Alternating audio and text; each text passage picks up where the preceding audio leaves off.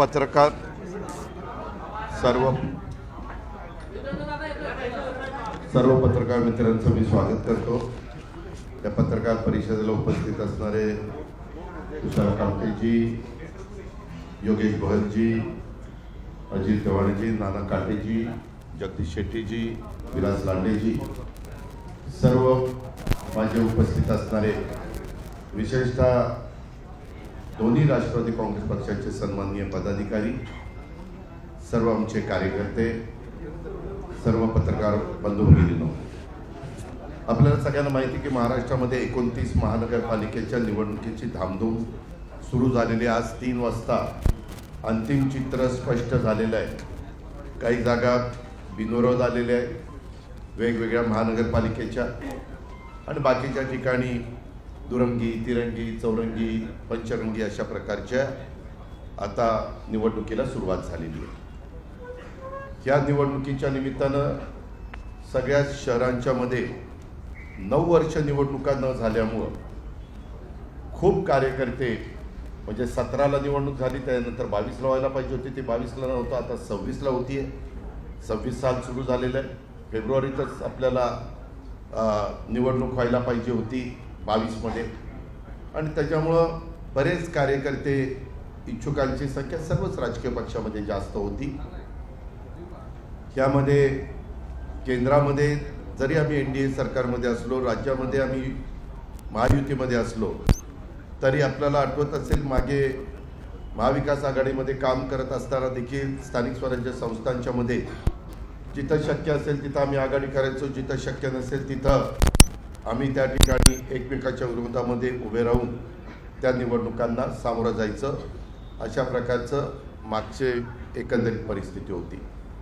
मी सुरुवातीलाच पत्रकारांना सांगतो, इथं पत्रकार परिषदात मी घ्यायचं ठरवलेलं होतं, माझ्या सहकाऱ्यांना मी सांगितलेलं होतं, परंतु सुरक्षिततेच्या कारणामुळं काही आमच्या पत्रकार मित्रांना त्यांचं कार्ड पत्रकारितेचं आहे एवढंच बघून सोडायला पाहिजे होतं, परंतु थोडंसं काही तपासणी वगैरे करण्याचा प्रयत्न आमच्या पोलीस खात्याने केलेला आहे। आमचं म्हणता येणार नाही, राज्य सरकारच्या पोलीस खात्याने, कारण आचारसंहिता येतात, तर त्यांनी केला तो बरोबर नाही। मी अधिकाऱ्यांना पण सांगितलं की हे बरोबर नाही।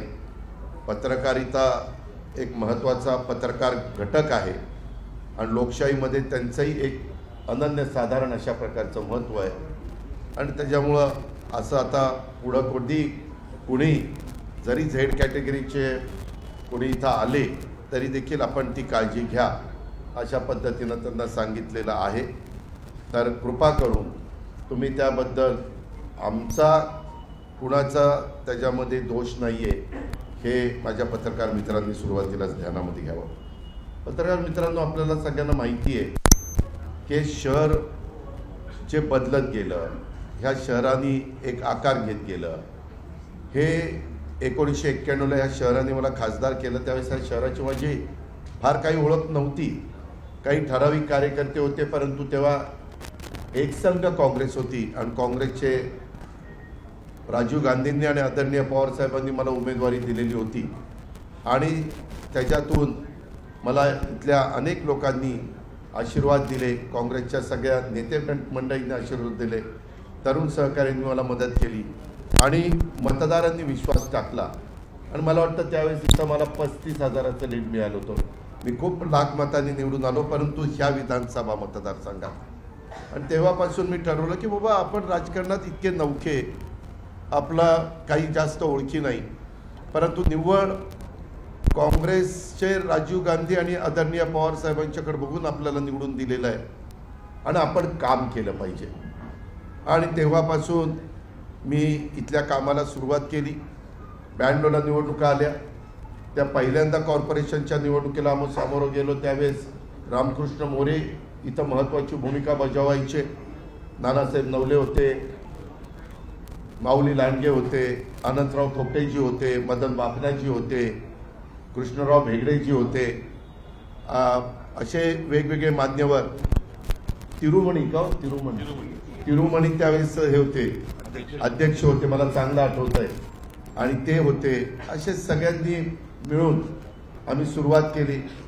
मला थोडंसं चांगल्यातलं चांगलं काम कसं करता येईल ह्या पद्धतीचा माझा प्रयत्न असायचा आणि त्याच्यातून 92ची निवडणूक लढवली आणि तेव्हापासून माझं ह्या शहरातल्या वेगवेगळ्या जडणघडणीवर मी माझ्या सगळ्या सहकाऱ्यांच्या ना विश्वासात घेऊन काम करायला लागलो. 92ची त्यावेळेसची पिंपरी चिंचवड महानगरपालिका, नंतर 5 वर्षात आम्ही भर घातली 97ला, मग 5 वर्षात भर घातली 2002ला, परत 5 वर्षात 2007ला, परत 5 वर्षात 2012ला, परत 5 वर्षात 2017ला. 17ला मात्र देश पातळीवर नरेंद्र मोदी साहेबांची जबरदस्त लाट आली आणि त्याच्यातून माझ्यातले पण अनेक सहकारी ज्यांना मी संधी दिली होती, पदं दिलेली होती, ते माझ्यापासून बाजूला गेले. आणि एक तसा बघितलं तर एक मुद्दा असा निघाला की विठ्ठलाच्या मूर्तीमध्ये गडबड झाली, भ्रष्टाचार झाला. त्यावेळी जे महापौर होते त्यांच्याबद्दल आरोप झाले. आता तेच व्यक्ती आज आमच्या विरोधामध्ये असणाऱ्यांचे उमेदवार झाले. म्हणजे त्यावेळेस त्यांच्यावर त्यांनी आरोप केले, आता ते तिथले उमेदवार आहेत, हे आपल्या लक्षात आलं असेल. मित्रांनो, पत्रकार मित्रांनो, मी आपल्याला सांगेन की महाराष्ट्राच्या राजकारणात इथल्या जडणघडणीमध्ये काम करत असताना मला अनेकदा अनेक पदं भूषवण्याची संधी अनेक सरकारांच्या मध्ये मिळाली. 6 वेळेला मी उपमुख्यमंत्री झालो. पण शेवटी हे शहर कष्टकऱ्यांची नगरी, उद्योग नगरी, कामगार नगरी, छोटी छोटी गावं एकत्र येऊन झालेली नगरपालिका घारे साहेबांच्या वेळेस आणि नंतर झालेलं महानगरपालिकेतील रूपांतर, स्वर्गीय अण्णासाहेब मगरांनी त्याला दिलेली दिशा, स्वर्गीय यशवंतराव चव्हाण साहेबांनी या शहराला दिलेले आशीर्वाद, इथं आणलेली इंडस्ट्री आणि त्याच्यानंतरच्या काळात अनेक मान्यवरांनी, आदरणीय पवार साहेबांच्या सहित सगळ्यांनी, रामकृष्ण मोरे असतील, अशोकराव मोळे असतील, मी आता सगळ्यांची नावं घेत नाही, पण या सगळ्या मान्यवरांनी आपापल्या परीनं त्याला हातभार लावण्याचा प्रयत्न केला आणि आम्ही त्याच्यामध्ये खऱ्या अर्थाने इथले रस्ते असतील, इथले सबवे असतील, इथले फ्लायओव्हर असतील, इथले डबल फ्लायओव्हर असतील, इथले उद्यानं असतील, इथले पाण्याची व्यवस्था असेल, इथल्या ज्या ज्या काही मुलगी शिक्षणाच्या संदर्भामध्ये चांगल्या प्रकारचे दर्जादार शिक्षण संस्था आल्या पाहिजेत, ह्याबद्दलचं काम असेल, किंवा इथं IT आणण्याच्या करता पवार साहेबांनी जी मेहनत घेतली, तिथं संत तुकाराम कारखाना होणार होता, तो तिथं न करता साहेबांनी तो पलीकडे नेला आणि ती जागा ITला घेतली आणि त्याच्यावर हिंजवडीमुळं संपूर्ण चित्र, जरी ते आपल्या परिसरामध्ये आपल्याला लागून असलं तरी खूप लोक IT क्षेत्रातले आपल्या पिंपरी चिंचवडमध्ये राहत आहेत. नंतर आम्ही मेट्रोच्या संदर्भाला गती दिली. अशा अनेक गोष्टी आम्ही करत गेलो. परंतु पत्रकार मित्रांनो, मला तुमच्या मार्फत पिंपरी चिंचवडकरांना सांगायचं, पिंपरी चिंचवडकरांनो, आशिया खंडातली सगळ्यात श्रीमंत महानगरपालिका म्हणून ज्या पिंपरी चिंचवडची ओळख होती, एवढी विकासाची कामं करत असताना केंद्राच्या Jawaharlal Nehru national urban renewal mission मधनं, ज्याला शॉर्ट फॉर्म मध्ये JNNURM म्हटलं जायचं, करोड रुपयाचा पैसा आम्ही आणला. मला आठवतंय एका काळी मी योगेश बहलला महापौर केलेलं होतं, अनेकांना केलं तसं योगेश पण होते, आणि त्यावेळेस बेस्ट सिटी इंडियातली म्हणून आपल्याला बक्षीस मिळवलेलं होतं. मला वाटतं डॉक्टर मनमोहन सिंगांचं सरकार त्यावेळेस होतं. एवढं ह्या शहराचा नावलौकिक वाढून इथं ॲटो क्लस्टर असेल, इथं ॲटो हब असेल, इथं सायन्स पार्क असेल, अशा खूप काही गोष्टी आम्ही त्याच्यामध्ये करण्याचा मनापासूनचा प्रयत्न त्या ठिकाणी केला. त्याच्यामध्ये एक्झिबिशन सेंटर पण एक 100 एकरामध्ये मोशीच्या जवळ करण्याच्या करता आम्ही जागा घेतली. अशा खूप गोष्टी केल्या. परंतु पत्रकार मित्रांनो, कधीही या श्रीमंत महानगरपालिकेला आम्ही कर्जबाजारी केलं नाही. आज 2015-16ला 4,844 कोटी रुपयाच्या ठेवी होत्या.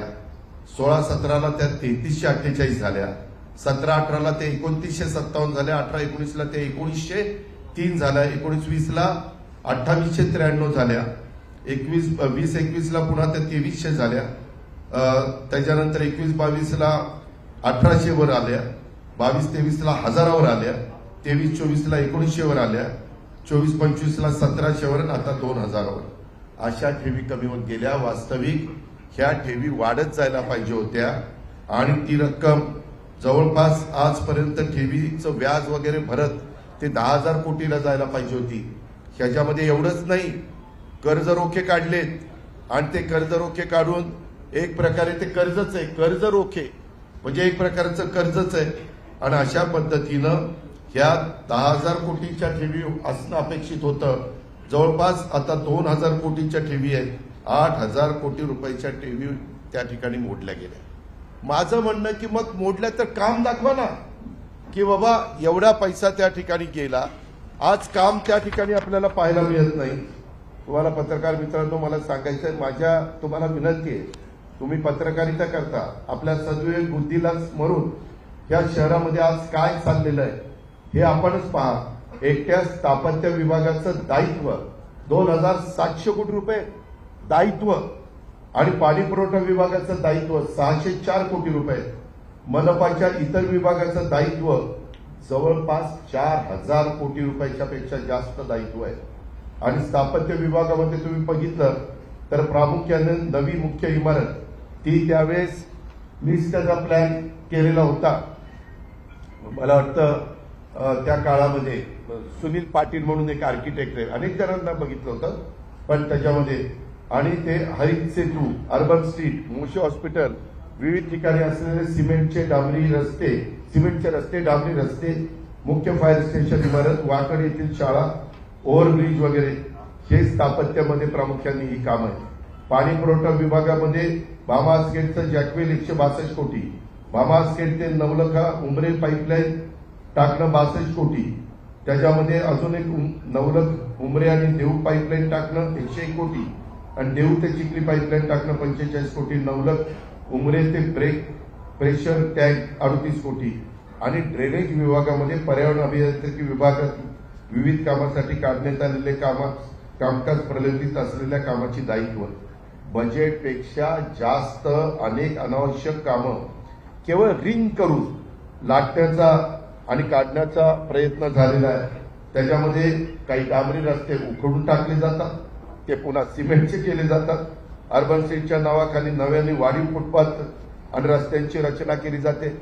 मित्रांनो, आमच्या कारकिर्दीमध्ये कधी ट्रॅफिक अशी गर्दी झाली, ट्रॅफिक तुंबलंय किंवा आपण अडथळा निर्माण झालाय असं होत नव्हतं.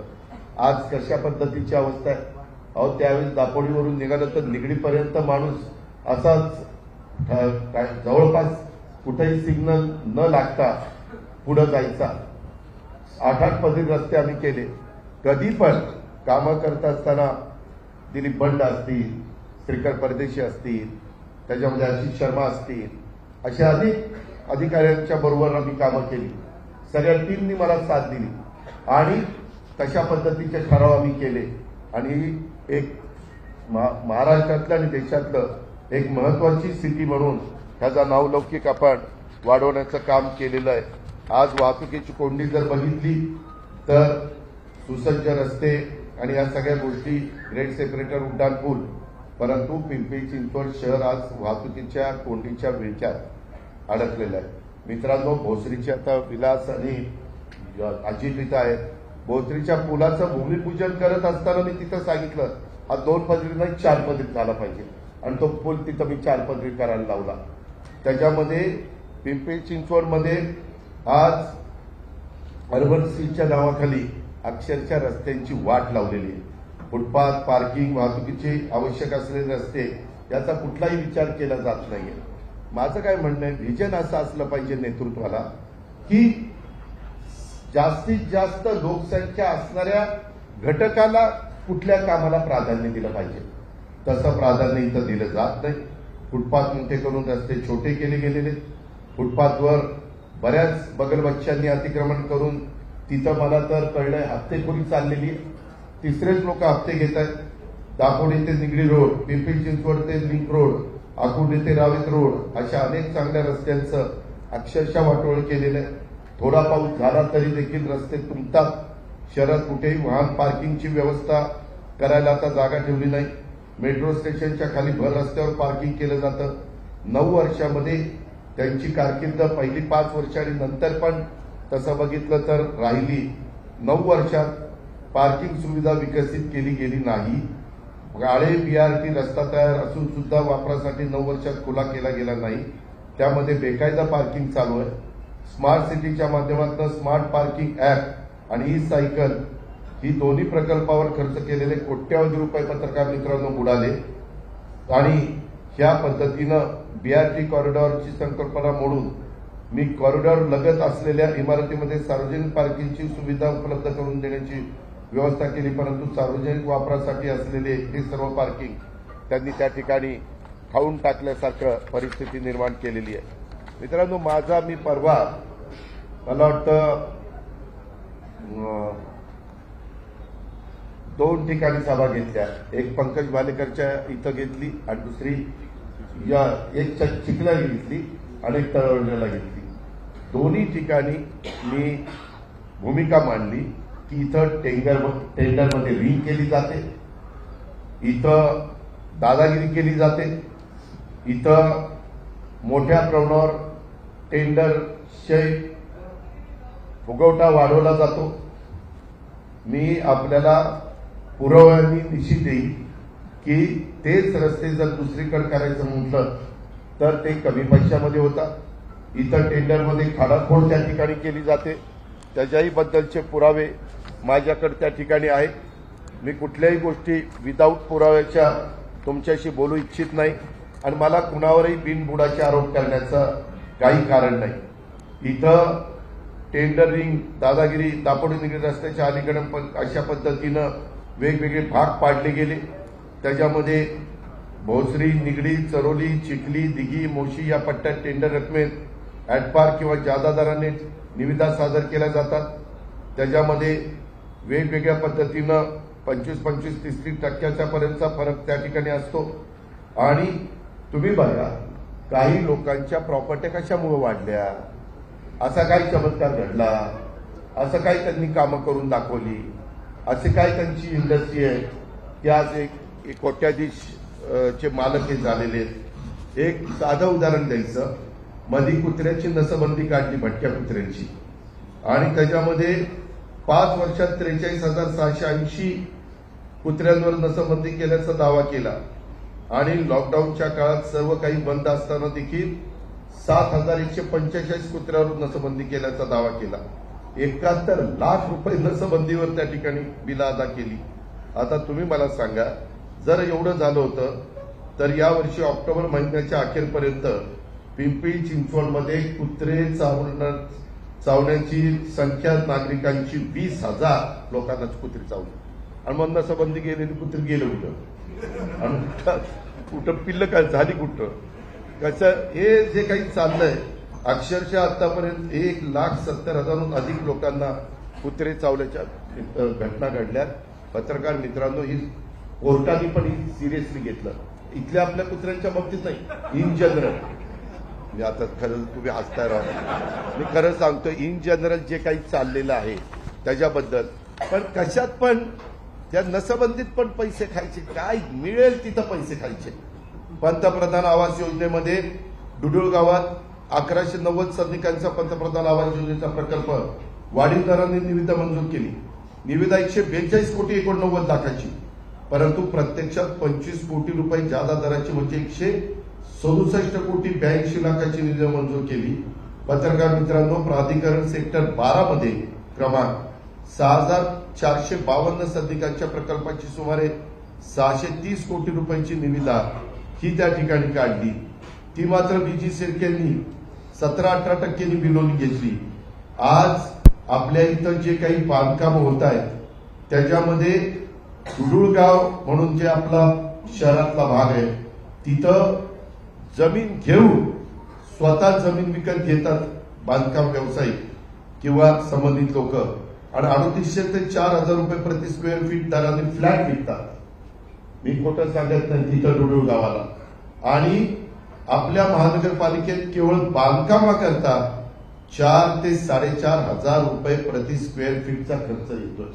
हे असलं भ्रष्टाचार चाललेला, असलं धुलाई आपल्या महानगरपालिकेची चालली. मला नागरिकांना आवाहन करायचंय, आता वेगवेगळ्या ठिकाणी देखील तू फॉर्म काढ, तुला हे करू, तुला ते करू वगैरे वगैरे हे सगळे प्रकार चालले. पिंपरी चिंचवडमध्ये आमच्याकडे पण काम करत असताना केंद्रातली, राज्यातली, जिल्ह्यातली, तालुक्याची, गावची सगळीच त्या ठिकाणी कामकाज आम्ही बघायचो, म्हणजे ज्याला आपण सत्ता म्हणतो, तिथं आमची लोक होती. पण आम्ही सत्तेचा उपमास होऊन दिला नाही, माज होऊन दिला नाही. आता सत्तेची मस्ती, नशा आणि माज आलेला आहे आणि त्यामुळे या सगळ्या घटना घडतायत. हे माझ्या पिंपरी चिंचवड नागरिकांनी ध्यानामध्ये घेतलं पाहिजे. स्मार्ट सिटीच्या बद्दल देखील या प्रकल्पात भ्रष्टाचार झाल्यामुळे हा प्रकल्प अपयशी ठरलेला आहे. त्याच्यामध्ये तुम्हाला सांगतो, आपल्या शहरात डग टाकण्यात आले. वास्तविक आपण ज्यावेळेस रस्ते केले ना, त्याच वेळेस डग टाकलेले होते आणि केबल नेटवर्क टाकण्यात आलं. या प्रकल्पासाठी 250 कोटीचं टेंडर काढलं आणि हा प्रकल्प पूर्णपणे फसला.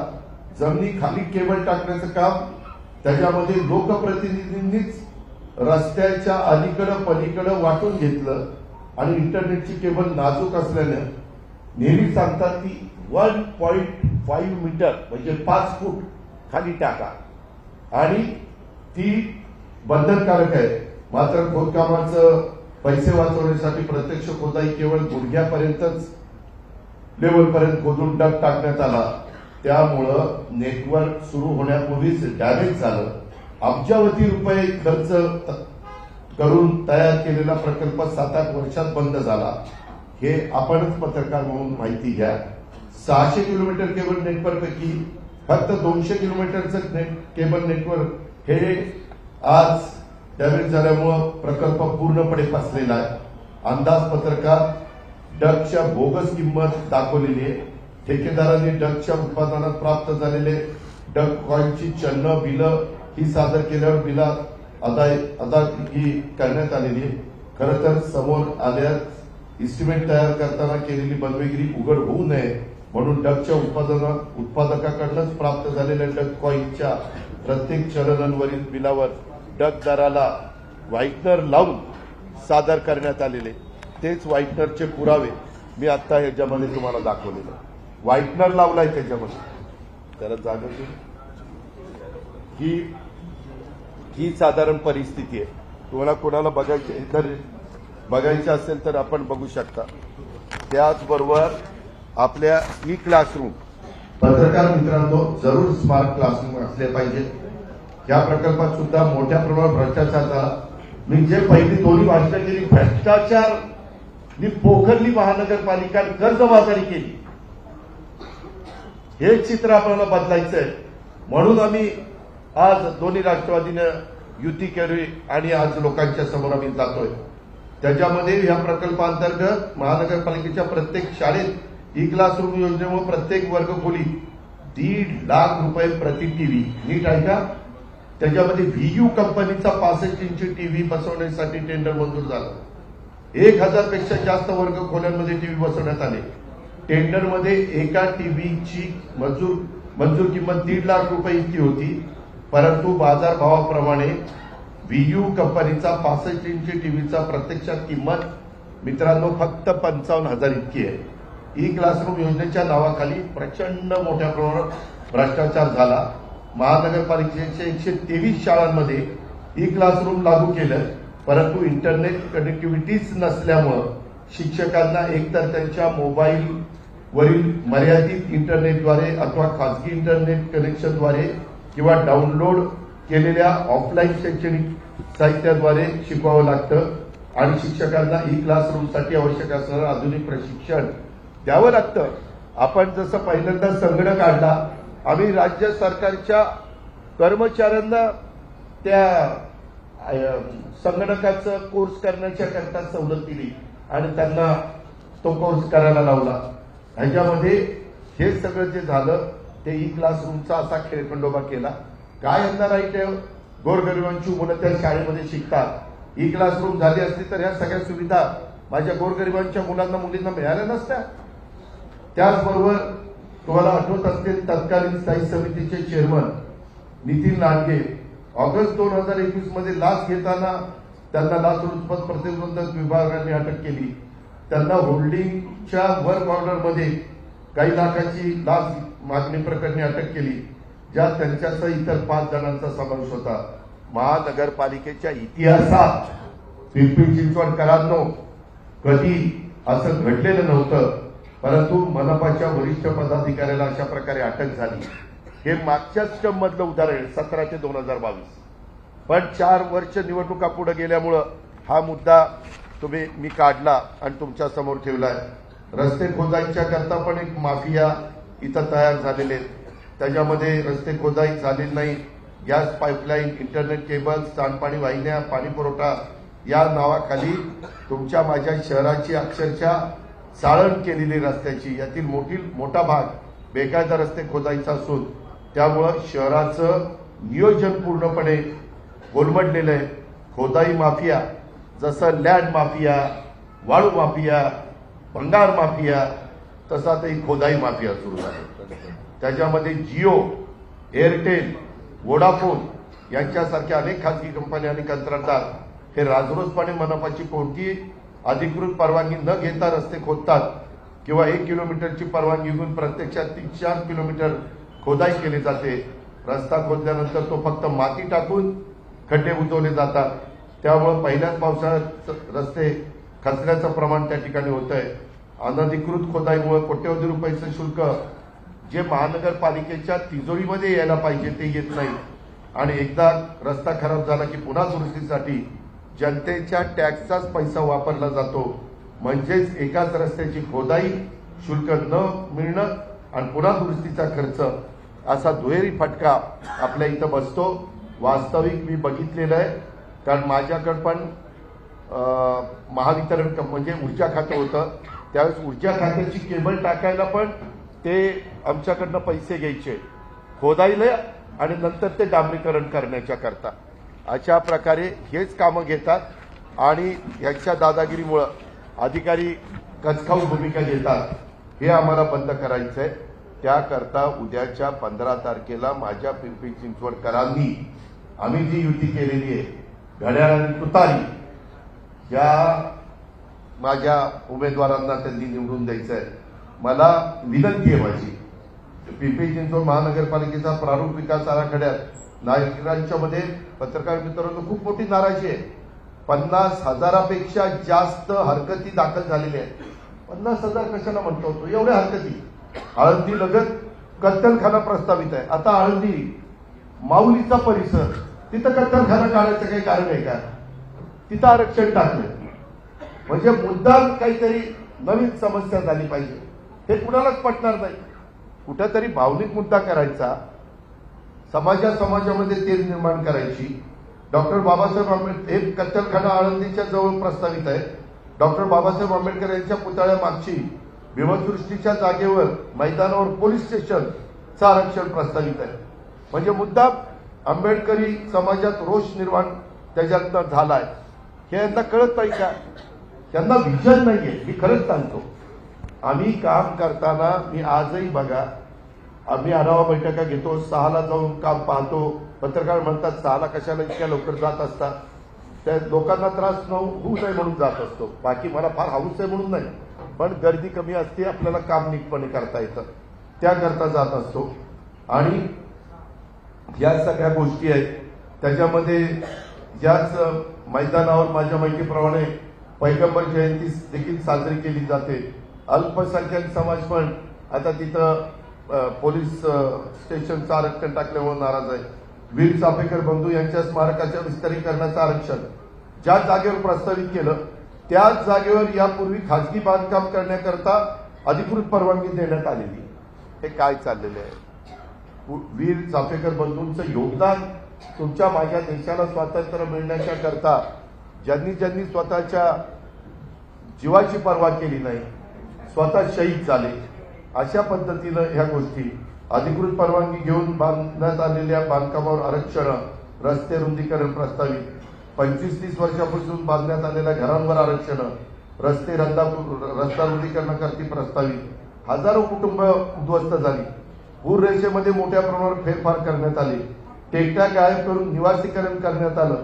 अनेक नाले पाणवठे गायब करून त्या जागी निवासी विभागात समाविष्ट करण्यात आल्या.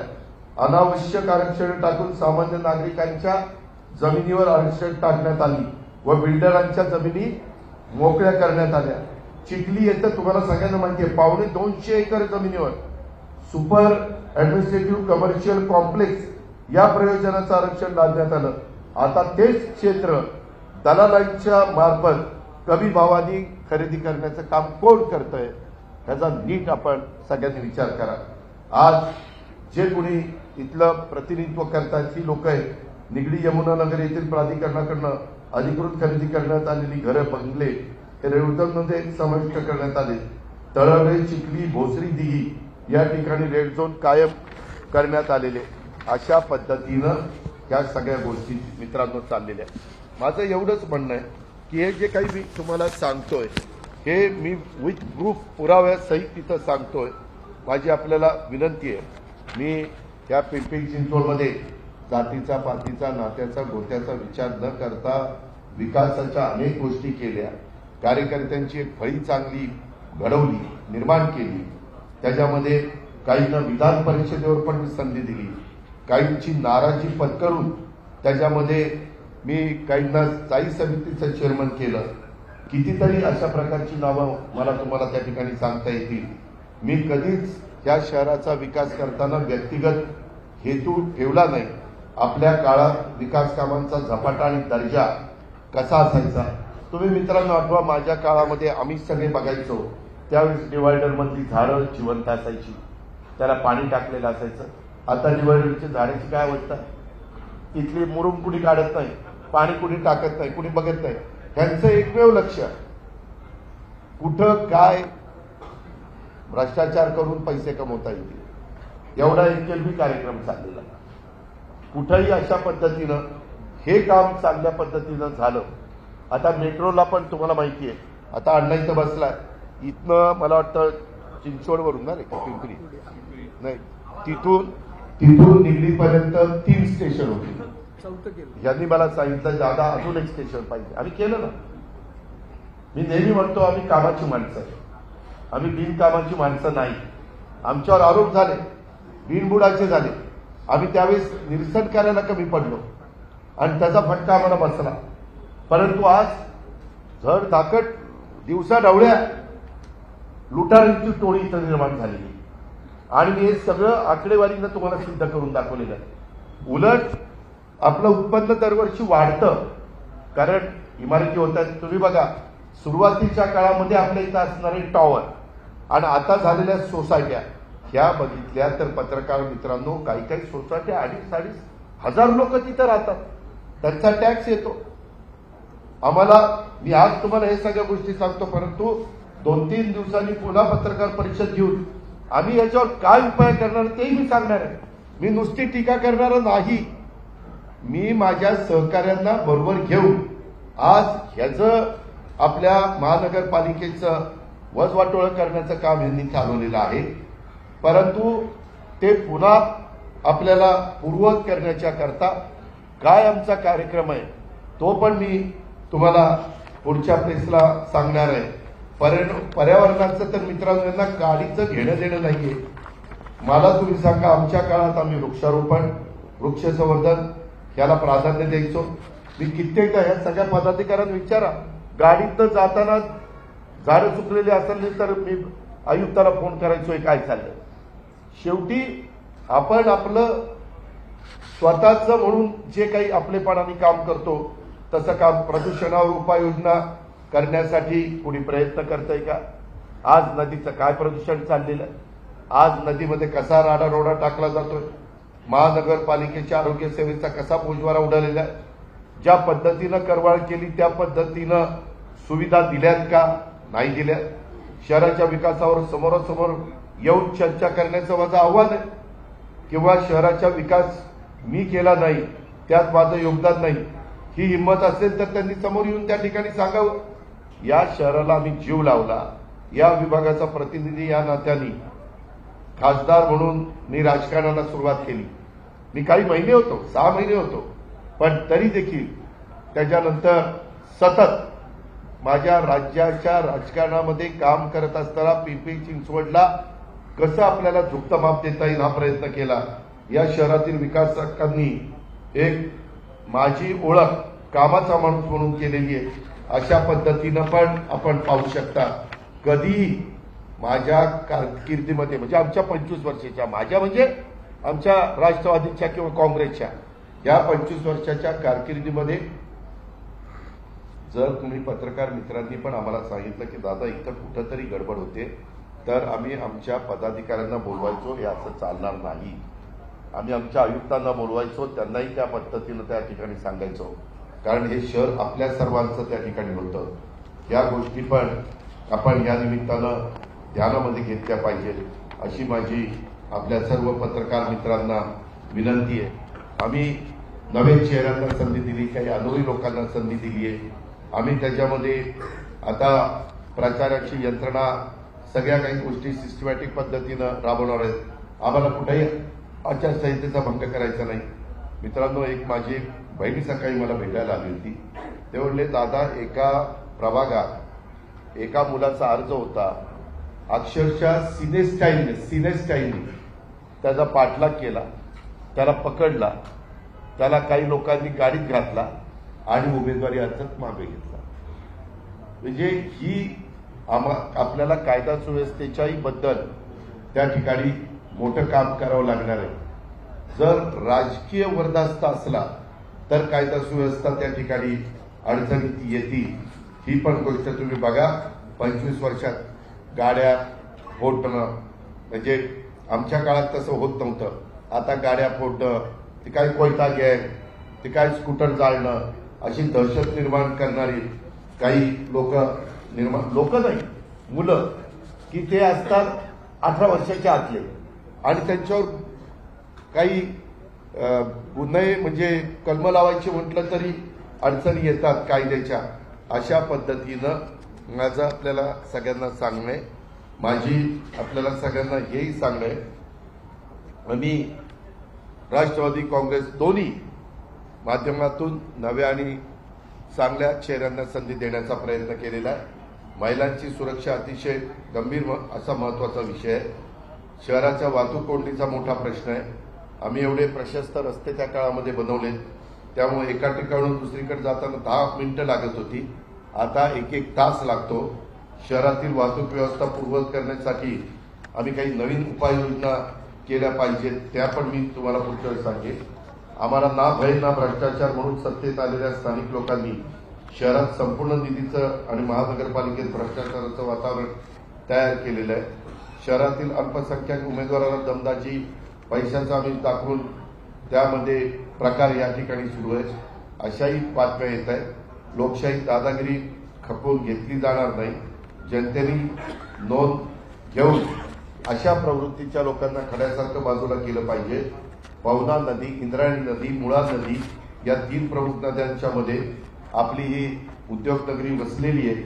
त्या नद्यांचा जाणाऱ्या सांडपाण्याचा कोणतीही प्रक्रिया न करता डायरेक्ट नदीपात्रात सोडतात. त्या न केल्यामुळं ते त्याच्यावर सिवरेज ट्रीटमेंट प्लांटमध्ये ट्रीटमेंट न केल्यामुळं कामाचे पैसे उकळले जातात. काही अधिकारी दबावाला आमिषाला बळी पडतात. अशा दुर्दैवी घटना इथं चाललेल्या आहेत. जॅकवेलच्या कामात भ्रष्टाचार, उदळवाडीच्या कारवाईत लघुउद्योजक उद्ध्वस्त झालेला आहे. कित्येक लघुउद्योग मी पण सुधारणा केल्या, पण आम्ही कुणाला वाऱ्यावर सोडलं नाही, त्यांची पर्यायी व्यवस्था केली. आज इथं आपल्याला काही ठिकाणी हॉकर झोन करावे लागतील, ते मी पुढच्या वेळी सांगेन. प्राणी संग्रहालयात ठेकेदारांच्या तिजोऱ्या भरल्या जातात. स्मार्ट सिटी घोटाळ्यामध्ये देखील गडबडी आहे. सफाई कामगारांच्या कामात मोठा घोटाळा, त्याच्यामध्ये गुरुजी infrastructure, ag enviro infra project या 2 ठेकेदारांच्या विरोधात 23 जुलै 2021 तक्रार नोंदवण्यात आलेली आहे. कचऱ्यामध्ये देखील भ्रष्टाचार चाललाय. शहरात दक्षिण आणि उत्तरेत असे 2 भाग करून बायो मायनिंग या गोंडस नावाखाली 45 कोटी 92 लाख रुपये या कामात भ्रष्टाचाराचं पुरण बनवलेलं आहे. मोबाईल टॉवर घोटाळा, टॉवर अधिकृत करण्यासाठी महानगरपालिकेच्या बांधकाम परवाना विभागाने कर संकलन विभागाचं संकलन करून पैसे लाटले जातात. कुत्र्याचं नसबंदीचं सांगितलं, अर्बन स्ट्रीटचं सांगितलं. त्याच्यामध्ये 1.25 किलोमीटर रस्त्यासाठी पत्रकार मित्रांनो खर्च किती असावा? 81 कोटी. 1.25 किलोमीटरचा रस्ता, 81 कोटीचा खर्च. काय चाललंय म्हणजे फार लुबाडणूक, अशी लुबाडणूक कधी कुठे बघितली नव्हती. टेल्को रस्त्यावर मुळा नदी सुधार कार्यक्रम 300 कोटीचा. स्वच्छतेच्या निविदा, पण शहर तुम्हाला स्वच्छ दिसतं का? धूळ आणि कचरा त्या ठिकाणी दिसतो. पालिकेच्या कारभारात पारदर्शकतेचा पूर्णपणे अभाव आहे. राज्यातील कोणाचाही वचक राहिलेला नाहीये. त्यामुळे शहरामध्ये लुटालूट गँग तयार झालेली आहे आणि याच भ्रष्टाचारी राक्षसाचं दहन करण्यासाठी आम्ही हे सगळ्या निवडणुकीच्या मैदानात उतरलेलो आहे. आणि थांब ना बाबा, जरा कळ काढ जरा. त्यामध्ये निवडणुकीच्या मैदानात आम्ही उतरलोय. जनतेने माझे या पत्रकार परिषदेच्या निमित्तानं सर्व स्तरातल्या जनतेला आव्हान आहे, तरुण वर्गाला, मध्यमवर्गीयांना, वडीलधाऱ्यांना, सर्व क्षेत्रातल्या, की तुम्ही आम्हाला साथ द्या. आज मी या निमित्तानं ही पत्रकार परिषद त्या ठिकाणी घेतलेली आहे आणि त्या पद्धतीनं माझी पुढची प्रचाराची पण सगळी लाईन तशा पद्धतीनं राहणार आहे. माझं तुम्हाला सगळ्या पत्रकार मित्रांनो माहिती आहे की या शहरावर माझं मनापासून प्रेम आहे. या शहराबद्दल मला आत्मीयता आहे. या शहराची काळजी मला मनापासून घ्यावीशी वाटते. आता लोक येतील जातील, पण शेवटी हे शहर आपल्याला सगळ्यांना सांभाळायचंय आणि त्याच्यात 92 ते 2017 तुम्ही जशी साथ दिली, त्याच्यात कुठं काही त्रुटी राहिल्या असतील तर ते मी दुरुस्त करेन. कारण माझ्या सुरुवातीच्या काळात या शहराने मी त्यावेळेस कुठलंही काम न करता भरभक्कम पाठिंबा 91ला दिलेला होता. मी पाहिलेलं स्वप्न या शहरातील मी प्रत्यक्षात आणण्याचा प्रयत्न केलेला आहे आणि त्यामुळे या शहराला देश पातळीवर एक नवी ओळख आपण निर्माण करून दिलेली आहे. पण अलीकडच्या काळात इथं जर बघितलं तर ते बघवत नाही पत्रकार मित्रांनो. कर्ज काढून सण साजरा केला जातोय. इथल्या पुढाऱ्यांनी जसं ऋण काढून सण साजरा करू नये असे जुनी लोक आम्हाला सांगायची. शहरापेक्षा स्वतःला आणि स्वतःच्या परिवाराला मोठं होण्याची एवढी राक्षसी भूक या शहराची परिस्थिती बिघडवलेली आहे. मला हे बघवत नाही, म्हणून मी आमच्या वेगवेगळ्या सहकाऱ्यांना बरोबर घेण्याचा प्रयत्न केलेला आहे. माझा त्याच्यामध्ये जीव तुटतो हे मी मनापासून आपल्याला सांगतो.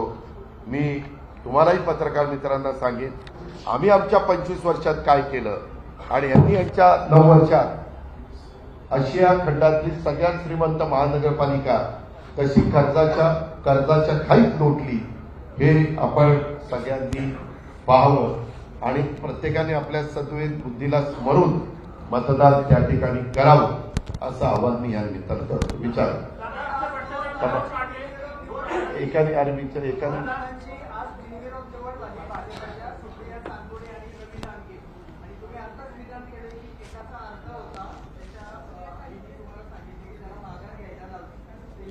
नाही आईने नाही सांगितलं. एक माझी लाडकी बहीण आलेली होती, त्यांनी सांगितलं की नाही ह्याच्या संदर्भामध्ये मी ते कोण होते काय होते ती विचारपूस केली नाही, परंतु असले प्रकार या शहरामध्ये झालेले आहे. आमच्याही काळामध्ये मी मागं काही बिनविरोध निवडणुका त्या ठिकाणी झालेल्या तुम्हाला पण सगळ्यांना माहिती आहे. पण लोकशाही पद्धतीनं ते झाल्या, संविधानाच्या माध्यमातून झाल्या, घटनेने जे घालून गेलेली शिस्त आहे त्यांनी झाल्या, तर आमचा काही विरोध असायचं कारण नाही. अहो त्यामध्ये काही उमेदवार त्या बाबतीमध्ये त्यांची इतकी दहशत आहे की तिथं उभं राहायला देखील काही तेवढं तयार होईना. ही वस्तुस्थिती आहे, हे मी मान्य करतो, ही वस्तुस्थिती आहे.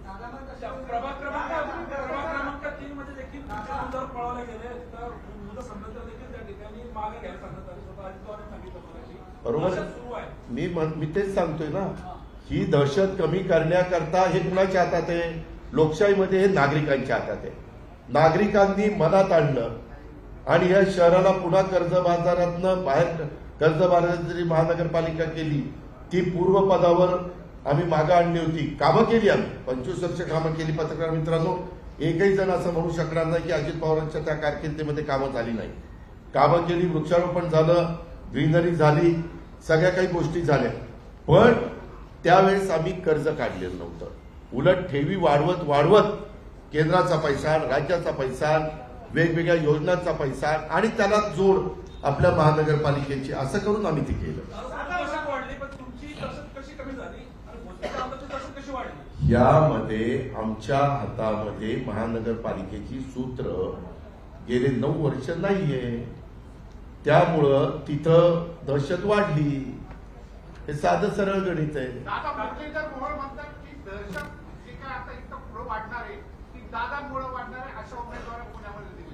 या संदर्भात मी पुण्याच्या प्रेसमध्ये बोलणार आहे. त्याबद्दल मला एवढंच सांगायचं आहे, कारण माझ्या एका सहकार्याने सांगितलं, एका व्यक्तीला परदेशात जायला कुणी मदत केली, जरा डोकं खाजवा आठवा. पुण्यामध्ये एक व्यक्ती परदेशामध्ये पळून गेला की नाही, त्याला पासपोर्ट कुणी दिला, कसा गेला, काय गेला, याचं जरा नीटपणे चौकशी करा. आणि त्यांनी पण वेगवेगळ्या लोकांनी वेगवेगळ्या निवडणुकीमध्ये कुणाकुणाला उमेदवारी दिलेली आहे गेल्या 15-20 वर्षात, ह्याचंही रेकॉर्ड काढा.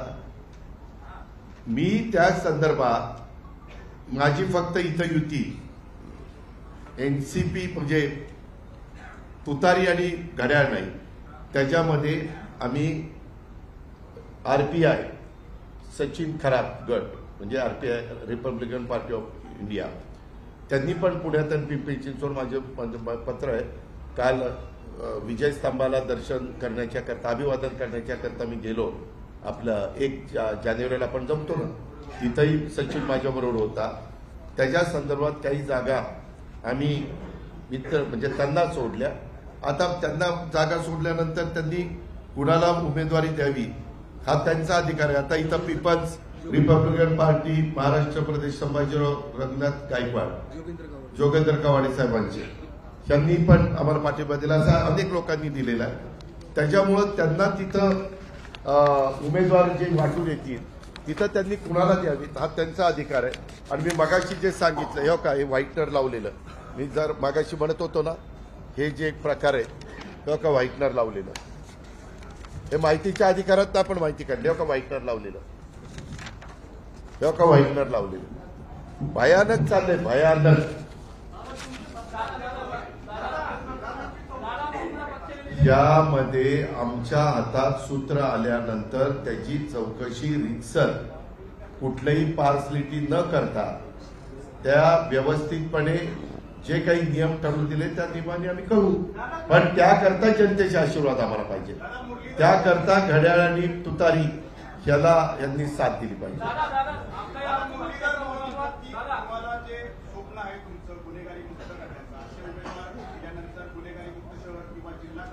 मी तुम्हाला सांगतो, तुम्ही मला किती वर्ष ओळखता? 35 वर्ष ओळखता. 35 वर्ष ओळखता ना. मी कधी ह्या गोष्टीचं समर्थन केलं? कधी केलंय?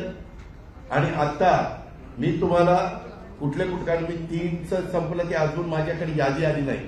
मला खरं थोडी उशिरा प्रेस, मी पुण्याला प्रेस घेणार आहे, त्याच्यामध्ये दाखवील ना राष्ट्रवादी तुतारीचे उमेदवार कुठले, राष्ट्रवादी घड्याळचे उमेदवार कुठले, आणि सचिन खरातांनी दिलेले उमेदवार कुठले ते मी दाखवीन ना.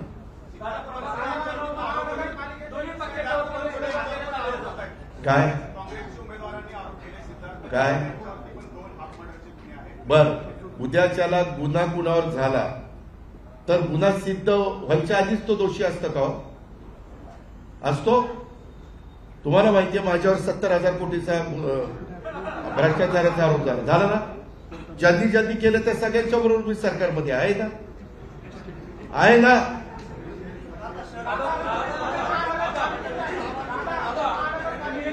अरे एकाने बोला ना, माझी हात जोडून मिळते.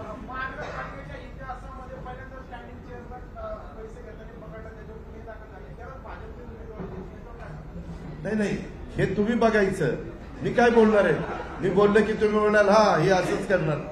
तुम्हाला सगळे उमेदवार डोळ्यासमोर आहेत. कुणी काय केलं.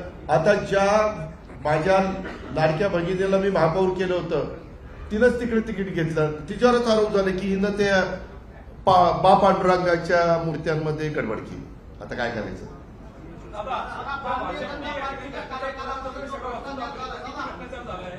उद्या तुम्ही राज्यातून सत्तेत एकत्र आहात. उद्याही तुम्ही सत्तेच्या ठिकाणी आल्यानंतर जे भ्रष्टाचार सगळे प्रकरण जे असतील भाजपची तुम्ही सत्तेत एकत्र राहणार. अहो तुम्ही एक मिनिट थांबा ना. मागं 15 वर्ष काँग्रेस आणि राष्ट्रवादी काँग्रेस एकत्र सरकारमध्ये होतं. पिंपरी चिंचवड महानगरपालिका ही राष्ट्रवादीच्या ताब्यात होती. त्यावेळेस मी काम करून दाखवलं की नाही. काम करताना ही संस्था वेगळी आहे. ही संस्था वेगळी आहे. अरे बाबा स्थानिक स्वराज्य संस्था आहे ना. त्या संस्थेमध्ये काम करणारे इथले लोक वेगळी आहेत. तिथं आम्ही ज्यांच्याबरोबर काम करतोय ती लोक वेगळी आहेत. समजून घे. समजून उमजून घे.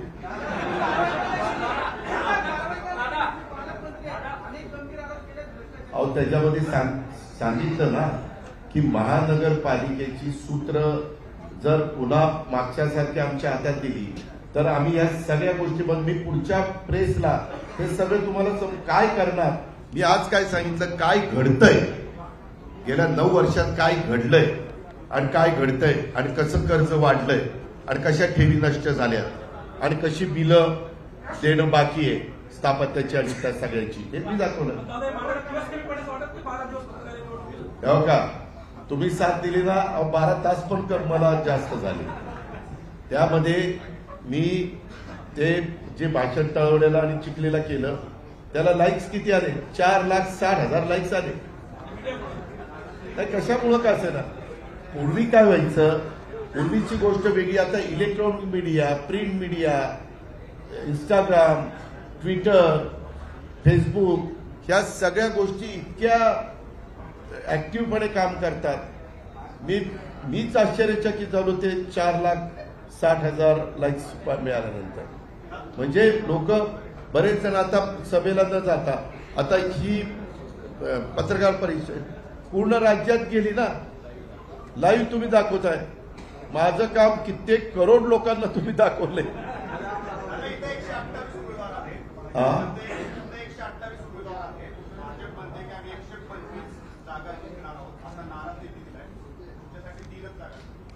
तीन तरी कशाला ठेवायच्या तेही घेऊन जा. त्या पण घेऊन टाकू. प्रभाग क्रमांक 19 मध्ये पिंपरी चिंचवड शहर विकास आघाडी म्हणून एक आघाडी आली आहे. प्रभाग क्रमांक 19 मध्ये पिंपरी चिंचवड शहर विकास आघाडी नावाची एक 4 उमेदवार आहेत. त्यांना भाजपच्या पडेल म्हणजे स्थानिक नेत्यांचा पाठिंबा छुपा पाठिंबा आहे अशी चर्चा चालू आहे. यावर आपलं काय मत आहे. मी त्याची माहिती घेतो. मी जेवढे काही उमेदवार आमचे आपल्या तुतारी घड्याळ आणि आमच्या सचिन आणि हे बाकीचे आम्ही पार्टीमध्ये ना त्यांचे उभे केलेले आहेत. त्यामध्ये मी इमाने इतबारे मी कधी माझ्या राजकीय जीवनामध्ये इथं तर जुनेही पत्रकार काही आहेत. मी कधी फिक्सिंग केलं नाही. मॅच फिक्सिंग मी प्रत्येकाला मी त्यांची कामं केली असतील. काही लोक विरोधी पक्षाचे निवडून आल्यानंतर कधी कधी तर 78 पैकी 70 आमचे असायचे 8 विरोधी असायचे. पण मी त्यावेळेस महापौर स्टँडिंगला सांगायचो त्यांनाही द्या कारण तेही शेवटी कुठल्या तरी वॉर्डाचं प्रतिनिधित्व करतात ना. आणि मागेही 25 वर्षात असं एक उदाहरण माझ्याकडे आणा की आम्ही हे काम जाणीवपूर्वक होऊन दिलं नाही. शेवटी तुम्ही एकदा तिथं 5 वर्ष आल्यानंतर तुम्ही सगळ्या महानगरपालिकेचे लोकप्रतिनिधी असता. म्हणजे प्रमुख पदाधिकारी स्टँडिंग कमिटी चेअरमन महापौर उपमहापौर सभागृह नेता.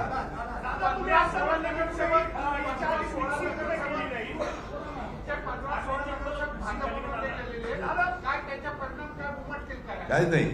त्यांना ज्यावेळेस मी नगरसेवक केलं त्याआधी नगरसेवक नव्हते ना. कोरीच पाटी होती ना. तसं आता त्यांच्या जागी नवीन लोकांना करायचं. फक्त जनतेने आशीर्वाद दिले पाहिजे. बटणं दाबली पाहिजे. समोरचा जो अर्ज आहे राष्ट्रवादीचा काय खासदार पारनेरचा मुलगा याच्या समोरचा जो राष्ट्रवादी काँग्रेस पक्षाच्या उमेदवाराचा अर्ज आहे तो मागे घेण्यात आला. काय घडलं. नाही त्याच्यामध्ये ते सांगायचं राहिलं. माझं अजित गव्हाणेंचा मला निरोप आला की त्या 4च्या प्रभागामध्ये 2 जागा राष्ट्रवादीच्या, 2 जागा शिवसेनेच्या म्हणजे धनुष्यबाणाच्या. आम्ही शिवसेनेबरोबर पण चर्चा केली, परंतु बाकीच्या ठिकाणी आमची ऍडजस्टमेंट झाली नाही. पुण्यामध्ये पण आम्ही चर्चा केली. तुम्ही बघितलं होतं, ते माझ्याकडे आले होते काही त्यांचे प्रतिनिधी. इथं मात्र आम्ही आमच्या दोघांच्या अंडरस्टँडिंगनी 2 त्यांचे 2 आमचे केले. वार्ड नंबर 35 मध्ये अशीच काही घटना घडलेली आहे. राष्ट्रवादीच्या अधिकृत उमेदवाराने अर्ज मागे घेतला. कुठला 35 म्हणजे पुण्यातलं? मी पुण्यात सांगतो ना, मी पिंपरी चिंचवड करता खास आलोय, ते तिथं गेल्यावर सांगतो. हा,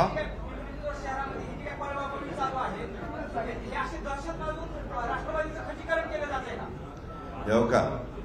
शेवटी कुणी कुणाचं खच्चीकरण करू शकत नाही, पण ह्याच्यातनं जनता जनार्दन फार बारकाईनं बघत असते. तुम्ही बघितलं मागच्या काळामध्ये, मला आठवतंय तेव्हा मी हायस्कूलला होतो, 75ची इमर्जन्सी आली. इमर्जन्सीमध्ये बोलणं पत्रकारांना पण अवघड झालं होतं, बरोबर आहे?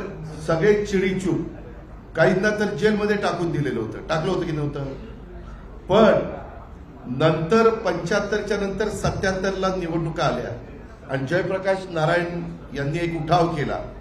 अहो, कित्येकदा त्यावेळेस जनता पक्षाचे मध्ये का जनता दल असं काहीतरी होतं, त्यांचे उमेदवार काउंटिंगला गेले नाही की आपलं काय खरं नाही म्हणून, आणि ते सगळे निवडून आले. आपल्या देशातली जनता, आपल्या मतदार हा घटनेचे शिल्पकार डॉक्टर बाबासाहेब आंबेडकरांच्या मुळे त्यांना तो मताचा अधिकार मिळालेला आहे.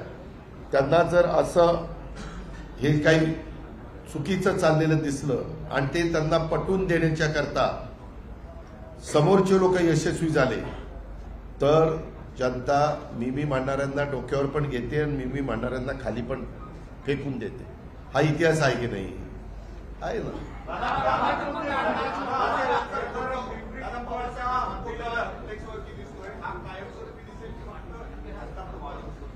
तुझ्या तोंडात साखर पडू.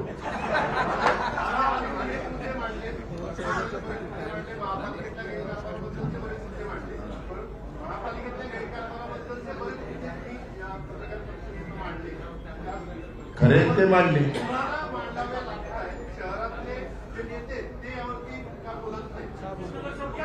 यामध्ये मी आता बोलतोय ना,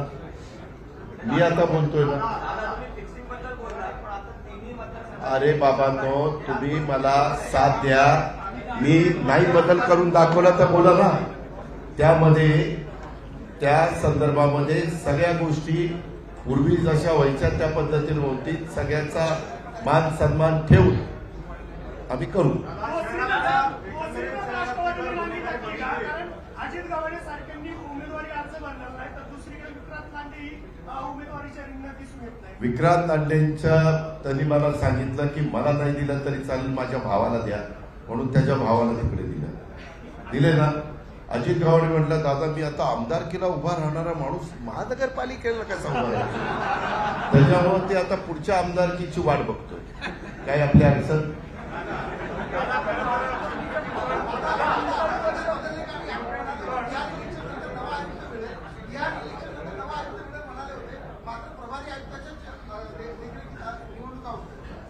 हो, मग बरोबर आहे ना. त्या निवडणुका झाल्यावर नवीन आयुक्त मी आहे.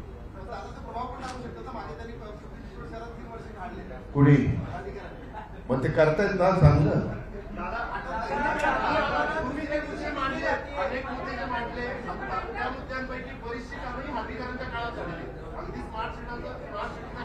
अहो, एक मिनिट, तुम्ही साधं गणित, कुठली नगरपालिका, महानगरपालिका किंवा संस्था असेल तर त्याच्यामध्ये जो प्रमुख असतो, जो ते चालवतो, जो त्याच्यामध्ये किंग मेकर असतो, त्याला जबाबदार धरलं जातं ना. अधिकारी काही 3 वर्ष येतात, बदली करून निघून जातात. तुम्ही ऐका, तुम्ही मागच्या काळामध्ये 25 वर्ष बघितलं, मी वेगवेगळे चांगले अधिकारी आणू शकतो नाही. ते राजेश पाटील पण चांगला अधिकारी होता की नाही? मी तर ते ओरिसा का कुठल्या कागदचे होते पण आणले होते, ते चांगलं काम करत होते.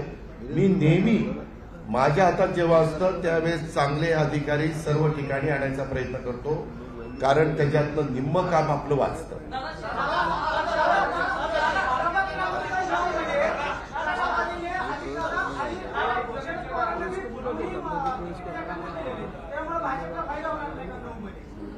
काय दिली?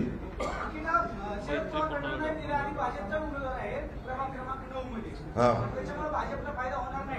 आम्ही सांगून बघितलं त्यांना, परंतु ते म्हणले नाही, तुम्हाला एक जणांना घ्यावं लागेल. तिथं काही शेवटी आमचं जमलं नाही. त्याच्यामुळं वाद वाढवण्याच्या पेक्षा मैत्रीपूर्ण लढत असं करून आम्ही कालच्या विधानसभेला पण काही ठिकाणी मैत्रीपूर्ण लढती झाल्या की तुम्हाला माहित नाही काय? काही ठिकाणी झाले की नाही? श्रामपूरला झाली, पुरंदरला झाली, असं काही, मला वाटतं ह्याला झाली, सिंदखेड राजाला झाली.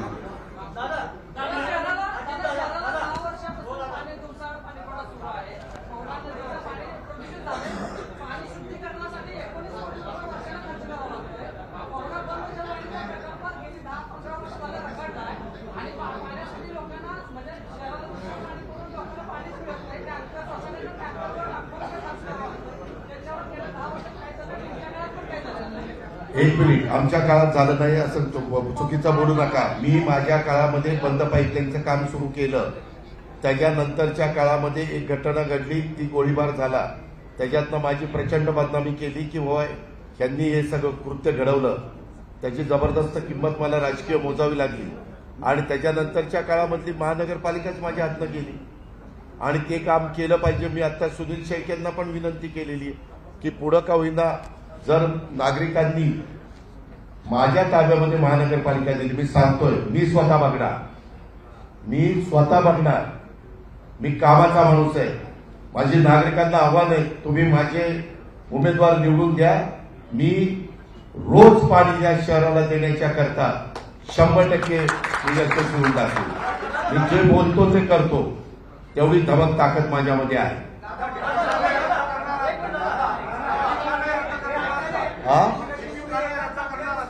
त्याच्याबद्दल पण खूप तक्रारी, जसं मधी आमचं सरकार आलं त्यावेळेस PMRDAचा सगळा आपण रद्द केला, तसं मी आत्ताच सांगितलेलं आहे. त्या पद्धतीनं गोरगरिबांच्यावर, लहान घटकाच्यावर अन्याय करणारा तो डीपी प्लॅन आहे, तो आम्ही ठराव करून रद्द करू. जनतेने हे काम करण्याच्या करता मला बहुमत दिलं पाहिजे. बहुमत दिलं तर मी या सगळ्या गोष्टी करू शकतो आणि मी ते करून दाखवलंय 25 वर्ष.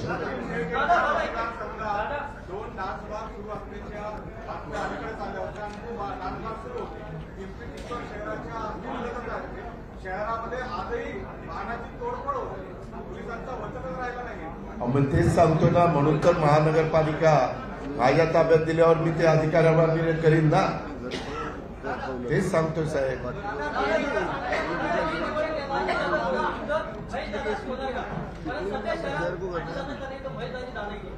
मी आव्हान करतोय, मला अजित दादा म्हणत असले तरी मी दादागिरी करत नाही. दादागिरी करत असतो तर इथपर्यंत पोहोचलोच नसतो. मला सगळ्या जाती धर्माच्या लोकांना बरोबर घेऊन जायचंय. शिवशाहू फुले आंबेडकरांच्या विचारधारेने आम्ही पुढे जाऊन पाहतोय. त्याला माझ्या पिंपरी चिंचवडकर हा मिनी भारत आहे, त्या मिनी भारताने आम्हाला आशीर्वाद द्यावे. नागरिकांनी कुठल्याही दबावाला बळी न पडता आतमध्ये जाऊन कुणाचं बटन दाबताय हे कुणाला कळू शकत नाही आणि खुल्या वातावरणात, खुल्या मैदानामध्ये ह्या निवडणुका व्हाव्यात आणि सगळ्यांनी लोकशाही आणि आचारसंहितेचा कुठेही भंग न होऊन देता प्रत्येकाने आपली आपली भूमिका बजावली. आज आता तुम्ही मगाशी विचारलं, काही लोक गेले, ह्या सगळ्यांना काय प्रलोभन दाखवलं, तुम्ही या, महानगरपालिका आमची येणार आहे, आम्ही तुम्हाला टेंडर देऊ, आम्ही तुम्हाला हे देऊ, आम्ही तुमचा खर्च करू, आम्ही तुमचा अमुक करू. कारण आता ह्यांना 3-3, 4-4, 5-5 वेळा मीच निवडून आणलेलं होतं. मी त्यांना विचारलं का असं करता, तर त्यांनी ह्या गोष्टी सांगितल्या. म्हणजे एक प्रकारे, पण तरी पण आम्ही जवळपास 125 उमेदवार तर उभे करू शकलो. फूट घरांना सोडलं. नाही तो पुढच्या वेळेस सांगणार आहे मला ते पुढं आम्ही काय करणार आहे बरोबर, त्यानंतर ते कारण एका वेळेस सांगितलं की हे सगळे हो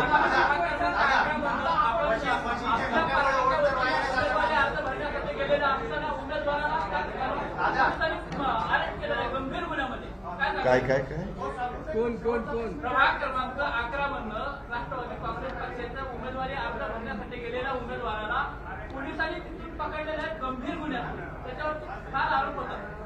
मी माहिती घेतो मला ही बातमी आत्ताच कळली मी आमचा कुणी उमेदवार नाहीये तुमच्याबरोबर फोटो आताच पक्ष अरे फोटो काय आत्ता कुणी फोटो काढते फोटो झालेला ते फोटो अहो फोटो पक्षप्रवेश झाला म्हणजे तो माझा उमेदवार आहे कसा आहे राष्ट्रवादीचाच होता. फॉर्म भरला होता. अरे बाबा नाही ना एबी फॉर्मच दिला नाही असं काय करता तुम्ही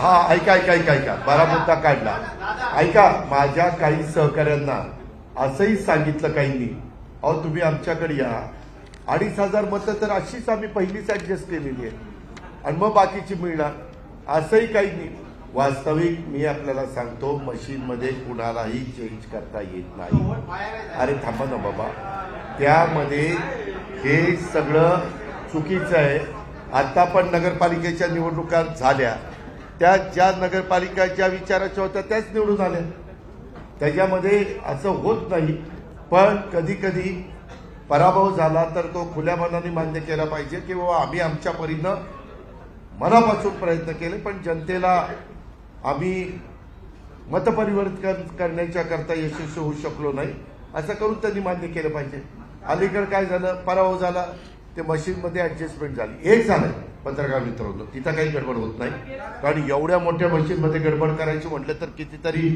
अधिकाऱ्यांना हाताशी धरावं लागेल ते होऊच शकत नाही दुसरं आयला एक मिनिट थांब ना बाबा जरा बोलू दे ना पत्रकार परिषद माझी त्यामध्ये हे कुठलं तरी होत नसलं तरी देखील एकंदरीत बाकीच्या संदर्भामध्ये दुबार नाव नोंदणी तिबार नाव नोंदणी 4-4 वेळेला नाव नोंदणी त्यांच्या प्रभागातले माणसं काढून त्यांच्या प्रभागात टाकणं त्यांच्या प्रभागातनं काढून योगेच्या प्रभागात टाकणं हे प्रकार झालेले आहेत आणि मी हे संबंधित अधिकाऱ्यांना सांगितलं हे असं करू नका किंवा काहींचे नावच तिथनं गायब होणं असे काही प्रकार झाले ते होता कामा नये आणि हे सगळ्यांनीच मान्य केलंय म्हणजे कुणी असं तुम्ही मध्ये रवींद्र चव्हाणांचंही स्टेटमेंट ऐकलं असेल त्यांनी पण त्या पद्धतीने बोलून दाखवलं ठीक आहे धन्यवाद नमस्कार जय हिंद जय महाराष्ट्र जय राष्ट्रवादी